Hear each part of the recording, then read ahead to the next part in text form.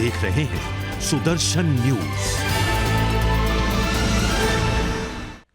नमस्कार, मैं हूं आपके साथ कनिका अरोरा और आप देख रहे हैं सुदर्शन न्यूज। बुलेटिन में रुक करेंगे उत्तराखंड की खबरों का और इस वक्त की बड़ी खबर रुड़की से। आपको बता दें, एक बड़ी जानकारी इस वक्त मिल रही है, जहां रुड़की में पुलिस की बड़ी कार्रवाई देखने को मिली है। आपको बता दें, देर रात शातिर बदमाशों के साथ पुलिस की मुठभेड़ हुई और पुलिस की जवाबी फायरिंग में 2 बदमाश घायल हुए हैं। ये बड़ी जानकारी आपको दे रहे हैं। बदमाशों ने मंगलौर में की थी लूट की वारदात, जिसके बाद यहां पर पुलिस और साथ ही बदमाशों के बीच में मुठभेड़ हुई है। और जवाबी फायरिंग के दौरान आपको बता दें कि पुलिस ने जब जवाबी फायरिंग की, उस दौरान 2 बदमाश घायल हो गए। सहारनपुर से उत्तराखंड में आ रहे थे ये दोनों बदमाश और सूचना मिलते ही पुलिस भी अलर्ट हो गई थी। तो बदमाशों की फायरिंग के बाद पुलिस ने मुठभेड़ की, जिस दौरान जवाबी फायरिंग में दोनों बदमाश घायल हो गए। और फिलहाल अब दोनों बदमाशों से पूछताछ भी जारी है।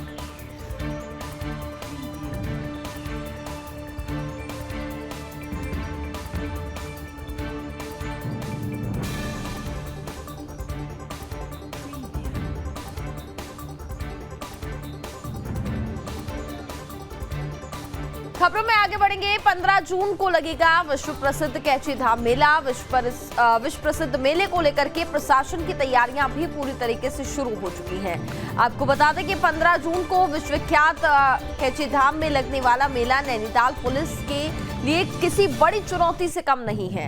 ये माना जा रहा है कि देश भर से लाखों श्रद्धालु कैची धाम में बाबा नीम करौली महाराज जी के दर्शन करने के लिए पहुंचेंगे और यही वजह है कि पुलिस ने 2 दिन का ट्रैफिक प्लान भी लागू किया है, जिसमें भवाली में 4 पार्किंग और साथ ही 2 मोटरसाइकिल पार्किंग बनाई गई है, जो कि हल्द्वानी से कैची को जाने वाले लोग भवाली में पार्किंग के बाद स्थल सेवा से कैची धाम जा पाएंगे। और इसी प्रकार रानीखेत और साथ ही अल्मोड़ा से आने वाले श्रद्धालु भी शटल सेवा से ही कैची धाम पहुंचेंगे।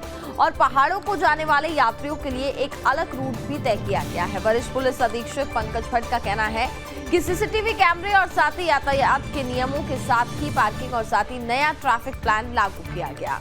पुलिस की कोशिश रहेगी कि श्रद्धालुओं को बिना परेशानी के कैची धाम के दर्शन कराए जा सके।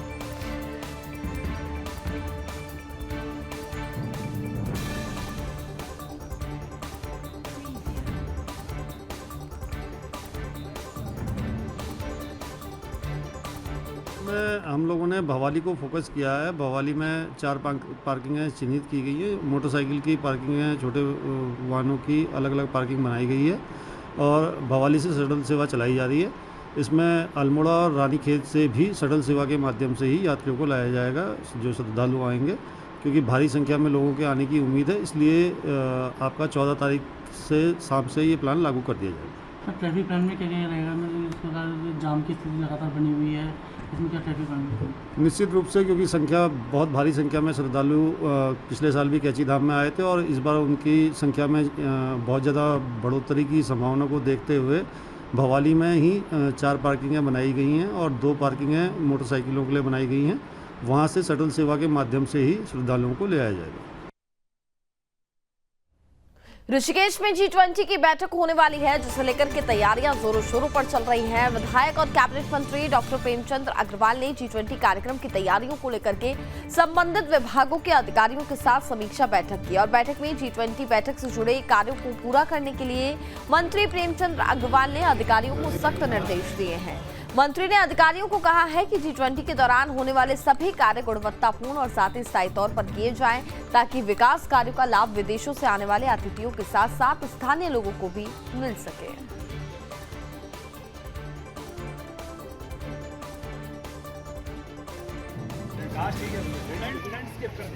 ह्यूमन नेचर के काम हो, गुणवत्तापरक हो, 20 जून से पहले हो और आपस में कोऑर्डिनेशन इनका हो। किसी प्रकार के, जैसे शौचालय यहाँ पे बताए गए कि गंदे थे, तो उसको भी कहा गया है कि ये स्थिति अच्छी नहीं है, कि हम जिस भी स्थिति में माना। और एक बात मैंने और भी कही है, G20 के मेहमान के लिए तो हम काम कर ही रहे हैं, वो तो हमारी सौभाग्य है कि हम कर रहे हैं, लेकिन हम स्थानीय और आने वाले श्रद्धालुओं के लिए भी हम वो भाव बना के रखें कि हमारे यहाँ जो भी आए उसको हम अतिथि के रूप में स्वीकार करें। और वो काम हमें उनके लिए भी एक, जैसा हमारी एक प्रोटोकॉल है कि हम उनके लिए भी अतिथि देवो भव संस्कृति में उनको भी हम सम्मान उसी प्रकार की फैसिलिटी उनको देंगे। देखिए 26, 27, 28 को ये बैठक होनी है। पिछले जहाँ वेस्टिन में हुई थी वहीं बैठक होनी है। 25 तारीख से आने का सिलसिला हमारे विदेशी मेहमानों को शुरू हो जाएगा और वो मेहमान जैसा पिछली बार इस चार्टर प्लेन से आए थे वो ना होके अब वो अपने अलग अलग तरह से आ रहे हैं, लेकिन हम स्वागत उनका उसी प्रकार से एयरपोर्ट पे करेंगे। खबरों में आगे बढ़ेंगे। उत्तराखंड के बागेश्वर में उस समय हड़कंप मच गया जब बागेश्वर के थाने क्षेत्र के अंतर्गत बागेश्वर गिरछीना मोटर मार्ग स्थित नेलगाड के पास एक पिकअप वाहन गहरी खाई में गिर गई। ये हादसा इतना ज्यादा जबरदस्त हुआ कि इसमें तीनों लोगों की दर्दनाक मौत हो गई, जबकि 3 लोग गंभीर रूप से घायल हो गए, जिसके बाद स्थानीय लोगों ने पुलिस को सूचना दी। मौके पर पहुंची पुलिस ने मामले को दर्ज कर घायलों को इलाज के लिए अस्पताल में भर्ती करा दिया। इसके साथ ही शव को पोस्टमार्टम के लिए अस्पताल में भेज दिया गया। फिलहाल मामले में आगे की जांच पड़ताल जारी है।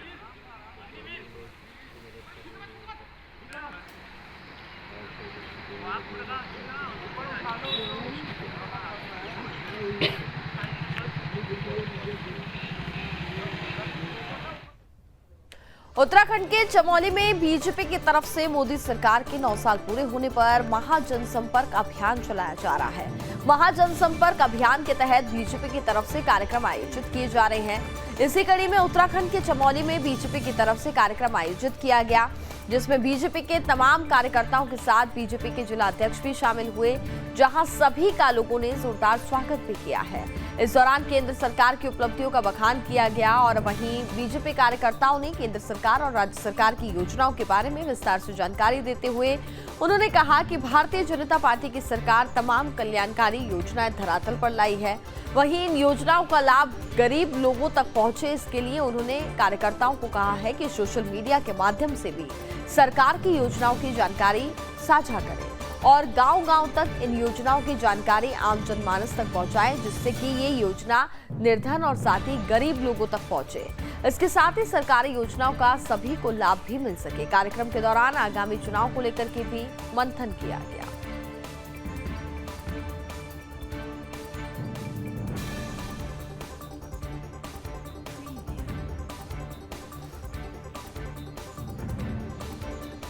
उत्तराखंड के सीएम पुष्कर सिंह धामी ने उत्तराखंड नागरिक उड्डयन विकास प्राधिकरण को नैनीसैनी एयरपोर्ट और पिथौरागढ़ को एयरड्रॉम लाइसेंस जारी करने के लिए प्रधानमंत्री नरेंद्र मोदी और केंद्रीय मंत्री ज्योतिरादित्य सिंधिया का आभार व्यक्त किया है।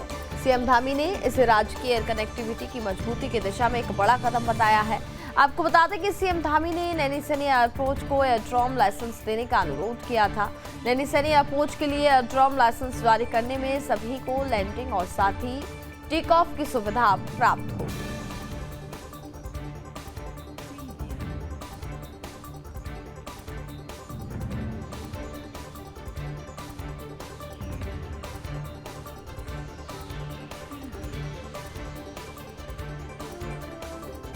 उत्तराखंड के मुख्यमंत्री पुष्कर सिंह धामी ने ट्वीट कर ये लिखा कि उत्तराखंड के विकास को लेकर के केंद्र सरकार की तरफ से 1322 करोड़ की किस्त राशि जारी की गई है। आपको बता दें कि हस्तांतरण प्रक्रिया के अंतर्गत उत्तराखंड को 1322 करोड़ की किस्त जारी की गई, जिसको लेकर के सीएम धामी ने ट्वीट कर प्रधानमंत्री नरेंद्र मोदी और वित्त मंत्री निर्मला सीतारमण का आभार जताया है।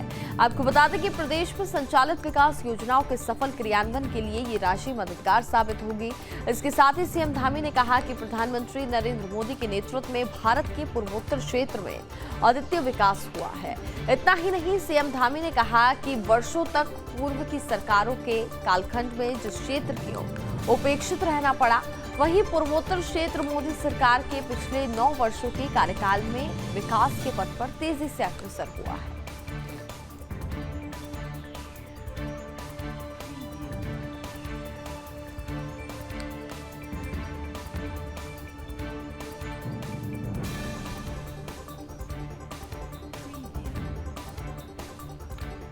खबरों में आगे बढ़ेंगे। उत्तराखंड में पर्यटन को बढ़ावा देने के लिए प्रदेश सरकार कई कदम उठा रही है। देश दुनिया के पर्यटकों को आसान ट्रांसपोर्टेशन के लिए पर्यटक स्थलों को हवाई सेवा से जोड़ा जा रहा है।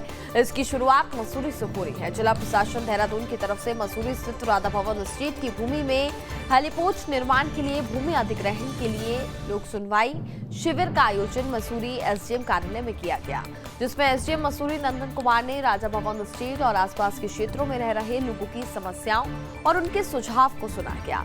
सुनवाई के दौरान कई लोगों ने बताया कि राधा भवन एस्टेट के आसपास कई लोग निवास करते, वो 4 बड़े स्कूल हैं और ऐसे में हेली सेवा की शुरुआत होने पर यहां पर रहने वाले लोग और स्कूल में पढ़ने वाले छात्रों भी प्रभावित होंगे। वहीं उनके मवेशी भी हेलीकॉप्टर की आवाज से प्रभावित होंगे। इसके साथ ही आसपास के जंगलों में रह रहे जंगली जानवरों को भी इससे काफी ज्यादा परेशानी होगी। उन्होंने बताया कि अभी तक मसूरी के कई प्राइवेट स्टेट्स के डिनोटिफाइड और नोटिफाइड को लेकर के किए जा रहे सर्वे भी पूरे नहीं हो पाए हैं। राधा भवन स्टेट पर पूर्व में बने 2 पानी के टैंक और वर्तमान में एक नया टैंक बना है, जिसमें करीब 12 MLD पानी को स्टोर कर मसूरी शहर को सप्लाई किया जाता है। और अगर राधा भवन स्टेट से हेली सेवा शुरू होती है तो पानी के टैंकों को नुकसान पहुंचाने की पूरी संभावना है। एसडीएम मसूरी नंदन कुमार ने बताया कि मसूरी स्थित राधा भवन स्टेट में हेलीपोर्ट निर्माण के लिए 2.5 हेक्टेयर भूमि अधिग्रहण की गई है, जिसको लेकर के कार्रवाई शुरू कर दी गई है। साथ ही उन्होंने कहा कि अधिग्रहण करते हुए सामाजिक समाधान समिति की बैठक भी की गई है।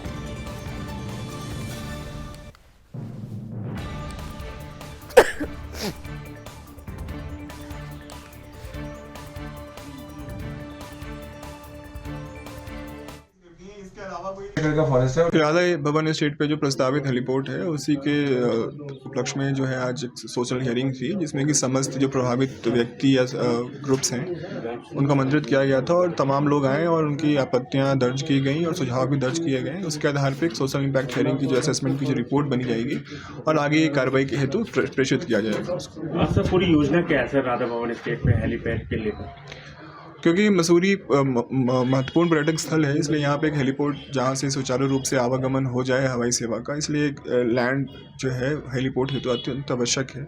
इसलिए कई स्थलों पे सर्वेक्षण करने के पश्चात जो है राधा भवन एस्टेट पे एक जो जॉइंट कमेटी की मीटिंग हुई होगी, उसके आधार पे जो है उस स्थल को उपयुक्त पाया गया और उसी के हेतु आगे कार्रवाई की जाएगी। फर्स्ट कंसर्न है, सेकंड कंसर्न आपका हो गया कि जो वाइल्ड लाइफ वाला एक अफेक्ट है, तीसरा हो गया जो आसपास के लोग। मैंने 5 समराइज कर दिए, इसके अलावा कोई का फॉरेस्ट है और जो एरिया आप एक्वायर कर रहे हैं वो भी खबरों में आगे बढ़ेंगे। धामी सरकार के निर्देश पर देवभूमि को नशा मुक्त बनाने की पहल की जा रही है। इसी कड़ी में हरिद्वार में जिलाधिकारी श्री धीराज सिंह गब्रियाल की अध्यक्षता में सोमवार को कलेक्ट्रेट सभागार में उत्तराखंड राज्य में बढ़ती नशाखोरी के नियंत्रण और अफीम की अवैध खेती की रोकथाम के संबंध में गठित समिति की बैठक आयोजित हुई।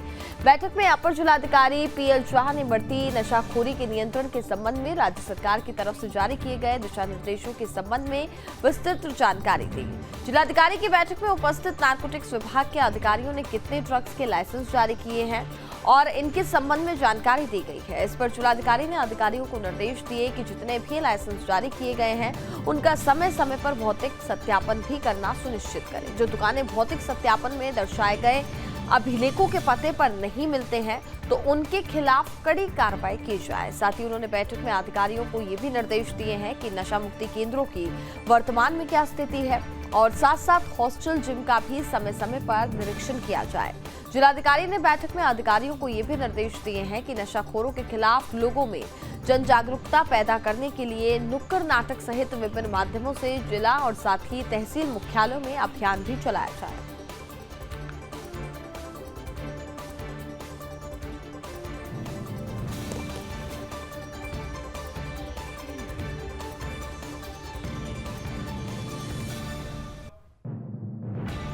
उत्तराखंड के देहरादून में क्षेत्रीय विधायक और साथ ही कैबिनेट मंत्री डॉक्टर प्रेमचंद अग्रवाल ने G20 कार्यक्रम की तैयारियों को लेकर के संबंधित विभागों के अधिकारियों के साथ समीक्षा बैठक की है। बैठक के बाद तमाम अधिकारियों के साथ डॉक्टर अग्रवाल ने त्रिवेणी घाट पर निर्माणाधीन कार्यों का निरीक्षण भी किया। आपको बता दें कि डॉक्टर अग्रवाल ने निर्देश देते हुए कहा कि गुणवत्ता में किसी प्रकार का समझौता ना हो और निर्माण कार्यों को परमानेंट किया जाए। साथ ही उन्होंने निर्देश दिए हैं कि मैन पावर बढ़ाते हुए रात में भी निर्माण कार्य किए जाए। डॉक्टर प्रेमचंद अग्रवाल ने नगर निगम ऋषिकेश के अधिकारियों को निर्देश दिए कि साफ सफाई का विशेष ध्यान रखा जाए। इसके अलावा उन्होंने विभागों को निर्देश दिए हैं कि मानसून के दृष्टिगत तैयारियां सुनिश्चित की जाए ताकि बरसात होने पर अव्यवस्था ना हो। और आपको बता दें कि उन्होंने नगर निगम को लाइटिंग कार्य, नाली सफाई और निराश्रित पशुओं को गौशाला में पहुंचाने का भी निर्देश दिया है।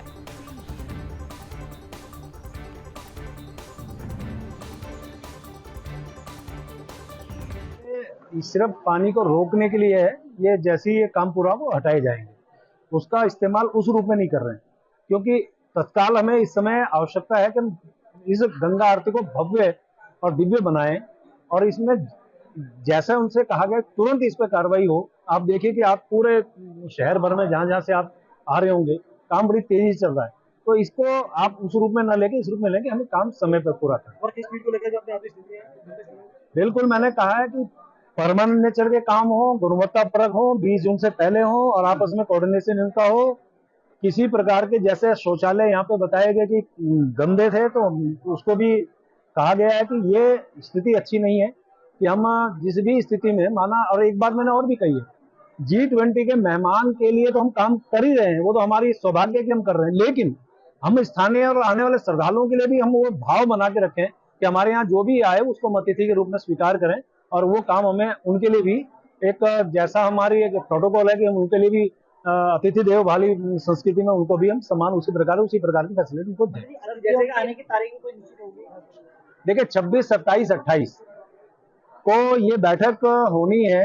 पिछले जहां वेस्टिन में हुई तो वहीं बैठक होनी है। 25 तारीख से आने का सिलसिला हमारे विदेशी मेहमानों का शुरू हो जाएगा और वो मेहमान जैसा पिछली बार चार्टर प्लेन से आए थे वो ना होके अब वो अपने अलग अलग तरह से आ रहे हैं, लेकिन हम स्वागत उनका उसी प्रकार से एयरपोर्ट पे करेंगे।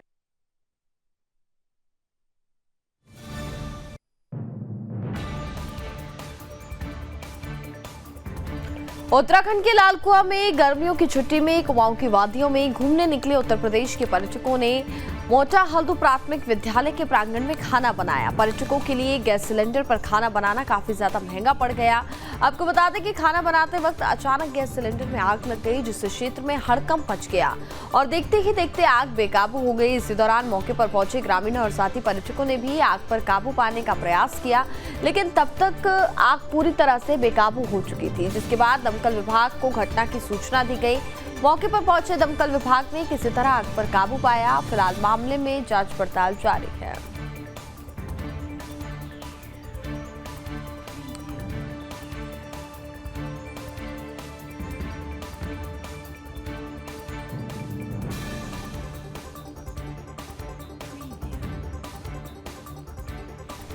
उत्तराखंड के श्रीनगर खिरसू मोटर मार्ग पर एक दर्दनाक सड़क हादसा हो गया। हादसे में चालक की मौत हो गई। कार में सवार चारों लोग खिरसू से मृतक चालक के बर्थडे पार्टी से आ रहे थे। तभी भैंसकोट के पास अचानक कार अनियंत्रित होकर की गहरी खाई में गिर गई। इस दौरान मौके पर ही चालक की मौत हो गई और अन्य लोग घायल हो गए। घटना की सूचना मिलते ही पुलिस मौके पर पहुंची। पुलिस ने घायलों को अस्पताल में भर्ती कराया। मृतक के शव को पोस्टमार्टम के लिए भेज दिया गया है। फिलहाल मामले में आगे जांच पड़ताल जारी है।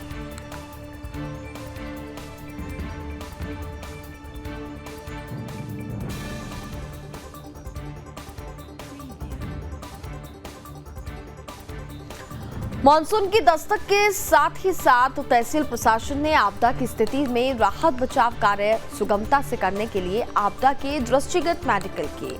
वहीं इससे आपको बता दें कि पूर्व थराली तहसील सभागार से उप जिलाधिकारी थराली रविंद्र जुवाटा ने आपदा प्रबंधन कमेटी की बैठक लेते हुए मानसून के दृष्टिगत आपदा से निपटने के लिए तैयारियों का जायजा लिया और राहत बचाव उपकरणों का ब्यौरा भी लिया। बैठक में पुलिस विभाग, स्वास्थ्य विभाग, राजस्व विभाग समेत अन्य विभागों के विभागीय अधिकारी कर्मचारी मौजूद रहे। वहीं बैठक के बाद जयपुर में भूकंप को लेकर के मॉक ड्रिल किया गया, जिसमें त्वरित राहत बचाव कार्य की तैयारी भी की गई। उपजिलाधिकारी थुराली रविंद्र जुठावा ने जानकारी देते हुए बताया कि मानसून की दस्तक के साथ ही आपदा के दृष्टिगत प्रशासन ने अपनी तैयारी शुरू की है ताकि आपदा की स्थिति में जल्दी से जल्दी राहत बचाव कार्य किए जा सके।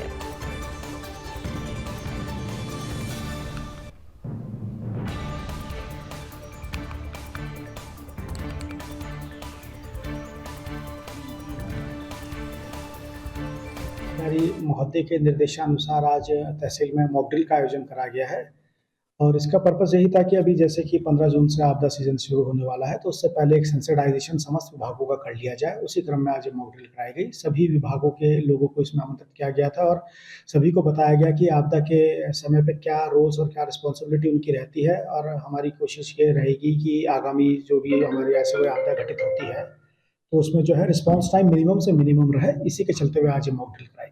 बिल्कुल ये आज का जो मेन फोकस ये था कि हमें रिस्पांस टाइम जो है अपना बिल्कुल मिनिमम रखना है। आईआरएस सिस्टम प्रणाली के तहत यही रहता है कि आईआरएस सिस्टम जब एक्टिवेट हो जाता है तो जो भी उससे जुड़ा हुआ अधिकारी है स्वयं अपनी जो भी उसको रोल्स दिया गया है उसको वो तुरंत वो करे। इसी पे आज फोकस था और यही सबको निर्देशित करा गया है कि रिस्पांस टाइम हमारा बिल्कुल मिनिमम रहे। उत्तराखंड के मुख्यमंत्री पुष्कर सिंह धामी से सोमवार को मुख्यमंत्री कैंप कार्यालय में अयोध्या से आए दशरथ गद्दी के पीठाधीश्वर महंत बृजमोहन दास जी महाराज ने भेंट मुलाकात की और इस दौरान मुख्यमंत्री ने पीठाधीश्वर महंत बृजमोहन दास जी महाराज का भव्य स्वागत करते हुए उनका आशीर्वाद प्राप्त किया और इस बीच कई अहम मुद्दों पर भी उन्होंने बातचीत की।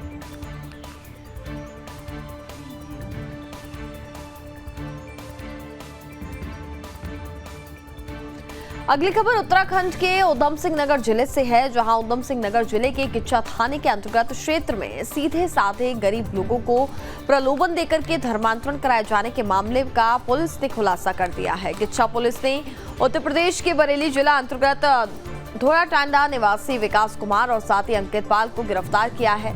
किच्चा कोतवाली अंतर्गत वार्ड नंबर 2 बंगाली कॉलोनी क्षेत्र में कुछ लोगों को प्रार्थना सभा और साथ ही लोगों को शिक्षित करने के नाम पर धर्मांतरण का एजेंडा चलाया जा रहा है। 3 दिन पहले धर्मांतरण की सूचना के बाद हिंदूवादी और बीजेपी कार्यकर्ताओं ने मौके पर पहुंच करके नारेबाजी करते हुए जोरदार हंगामा किया था। हंगामे के बीच प्रार्थना सभा में मौजूद विदेश में रहने वाले 2 लोग मौके से फरार हो गए। आरोप है कि विदेश में रहने वाली एक महिला और एक पुरुष द्वारा सनातन धर्म के लोगों को बेहतर भविष्य, बेहतर जीवन शैली का लालच देकर के ईसाई धर्म अपनाने के लिए प्रलोभन दिया जा रहा था।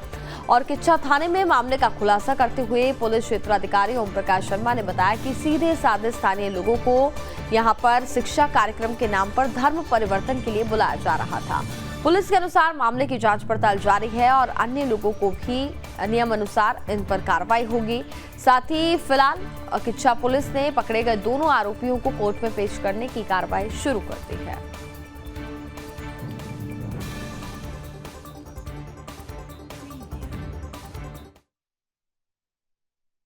देखिए, कल आजाद नगर के पूर्व प्रधान है कोहली जी, उनके द्वारा एक तहरीर अज्ञात के खिलाफ दी गई, जिसमें उनके द्वारा बताया गया कि कुछ लोगों द्वारा बंगाली कॉलोनी में धर्मांतर कराने की कोशिश की गई है। इस संबंध में तहरीर दाखिल होने के संबंध में तत्काल मुकदमा पंजीकृत किया गया। टीमें गठित करके 2 लोगों को गिरफ्तार किया गया, जो लोग भोले भाले लोगों को बहला फुसला कर धर्मांतर कराते थे।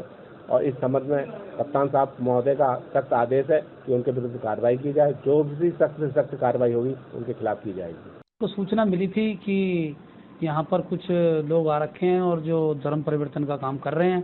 तो सूचना मिलने पर मैं मौके पर पहुँचा तो पता लगा कि ये लोग बाहर से आ रखे हैं, दूसरे प्रदेश से, और किराए पे कमरा ले करके रह रहे हैं। और ये धर्म परिवर्तन का काम 3 दिन से चल रहा है और ये कह रहे हैं कि जन्मदिन है हमारे यहाँ। 3 दिन से टेंट वेंट लगा करके खाना पीना चल रहा है इनका, और ये गरीब लोगों को बहला फुसला करके धर्म परिवर्तन करने का प्रयास कर रहे हैं।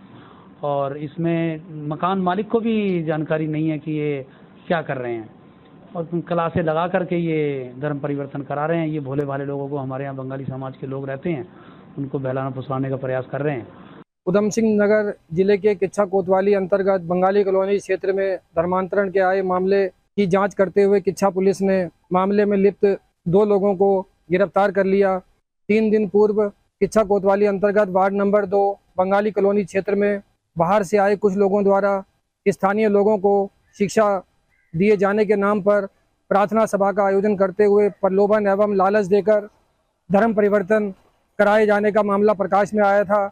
इसी मामले में पूर्व ग्राम प्रधान राजकुमार कोहली ने लिखित शिकायत देते हुए किच्छा पुलिस से मामले की जांच कर संदिग्ध लोगों के खिलाफ कार्रवाई किए जाने की मांग की थी। जांच के दौरान इस बात की पुष्टि हुई है कि बरेली जिले के रहने वाले कुछ लोगों द्वारा स्थानीय भोले भाले लोगों को जमीन, पैसे तथा अन्य प्रकार का लालच देकर ईसाई धर्म के प्रति धर्मांतरण कराने का काम किया जा रहा था। कुछ लोगों ने पूरे मामले में अपने बयान भी दर्ज करवाए हैं। फिलहाल पुलिस ने धौरा टांडा बरेली यूपी के रहने वाले 2 लोगों को हिरासत में लेकर मामले की जांच शुरू कर दी है। अपने सहयोगी यशवंत के साथ राजू सहगल, सुदर्शन न्यूज, किच्छा। रामनगर शहर और ग्रामीण क्षेत्रों में जर्जर हो चुके सरकारी स्कूलों के भवनों का पुनर्निर्माण होगा। सरकार चाहे शिक्षा व्यवस्था को बेहतर बनाए रखने के लाख दावे करती हो, लेकिन धरातल पर देखा जाए तो तस्वीरें कुछ और हैं और बिल्कुल उसके विपरीत हैं। सरकारी स्कूलों की अगर बात करें तो यहाँ पर शिक्षा ग्रहण करने के लिए आने वाले बच्चे पूरी तरह से असुरक्षित हैं। कई स्कूलों के भवन बिल्कुल गिरने की स्थिति में है। ऐसे में बच्चे अपनी जान को हथेली पर रखकर यहाँ शिक्षा ग्रहण कर रहे हैं। तो वहीं बरसातों में भवनों में पानी आने के कारण भी बच्चों को काफी परेशानियों का सामना करना पड़ता है। गरीब इंसान अपने बच्चों को बेहतर शिक्षा और कम फीस के लिए सरकारी स्कूलों में शिक्षा ग्रहण करने के लिए भेजता है, लेकिन कई स्कूलों की स्थिति आज बदहाल हो चुकी है। अब अभिभावक भी अपने बच्चों के भविष्य को लेकर के चिंतित हैं और अब सरकार और शिक्षा विभाग ने सरकारी स्कूलों में और बेहतर सुविधा देने और साथ ही जर्जर हो चुके स्कूलों के भवनों का पुनर्निर्माण काम करने का फैसला लिया है। आपको बता दें कि इस क्रम में तहसीलदार विपिन चंद्र पंत ने शिक्षा विभाग और राजस्व विभाग के कर्मचारियों और साथ ही अधिकारियों के साथ नगर व ग्रामीण क्षेत्रों के सभी सरकारी स्कूलों का निरीक्षण किया। तहसीलदार विपिन चंद्र पंत ने बताया कि शिक्षा विभाग द्वारा रामनगर शहर और ग्रामीण क्षेत्रों में 131 स्कूल चिन्हित किए गए हैं, जिनको 4 श्रेणी में बांटा गया है, जिसमें डी श्रेणी में 14 स्कूल शामिल किए गए हैं। इन सभी स्कूलों के भवन बुरी तरीके से जर्जर हो चुके हैं। उन्होंने बताया कि ऐसे स्कूलों का पुनर्निर्माण और अन्य स्कूलों में रिपेयरिंग व मरम्मत का कार्य शुरू किया जाएगा, क्योंकि आपदा को लेकर के भी ये महत्वपूर्ण निर्णय लिया गया है। और उन्होंने बताया कि निरीक्षण के बाद ये रिपोर्ट उच्च अधिकारियों को अग्रिम कार्रवाई के लिए भेजी जाएगी।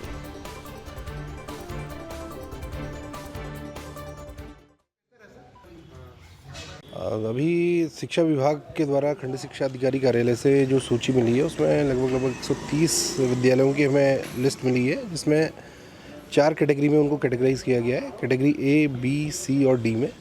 और जो स्कूल यहाँ पर जो इस समय जो आपदा के दृष्टिगत भी जो डिलेपिडेटेड कंडीशन में है जो बहुत ज़्यादा, तो उनका जो है फिज़िकल वेरिफिकेशन किया जा रहा है मेरे और खंड शिक्षा अधिकारी रामनगर के द्वारा।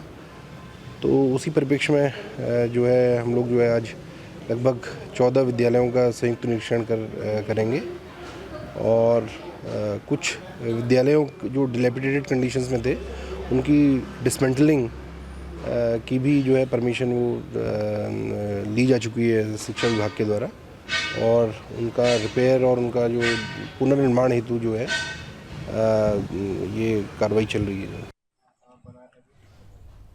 अगली खबर देहरादून से मिल रही है। बड़ी खबर आपको बता दें, लव जिहाद से जुड़ी ये बड़ी खबर है। लव जिहाद में एक और हिंदू बेटी की जान चली गई है। देहरादून में नाबालिग लड़की ने आत्महत्या कर ली। ये बड़ी जानकारी आपको दे रहे हैं। दीवार पर लिखा खून से सुसाइड नोट और कमरे में पंखे से लटका हुआ नाबालिग का शव मिला। ये बड़ी जानकारी आपको दे रहे हैं, जहां एक बार फिर से हिंदू लड़की लव जिहाद का शिकार हुई है और परिवार ने शादाब कुरैशी पर कई गंभीर आरोप लगाए हैं। बता दें कि नाबालिग से वो मारपीट करता था, ये आरोप परिवार वालों ने लगाए हैं। आत्महत्या के पीछे भी शादाब की साजिश है, परिवार का ये कहना है।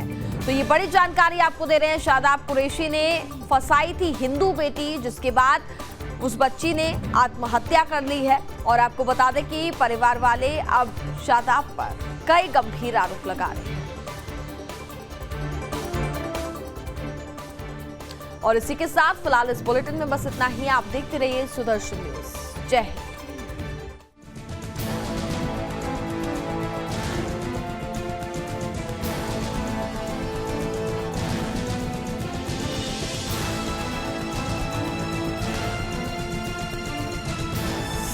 आप देख रहे हैं सुदर्शन न्यूज।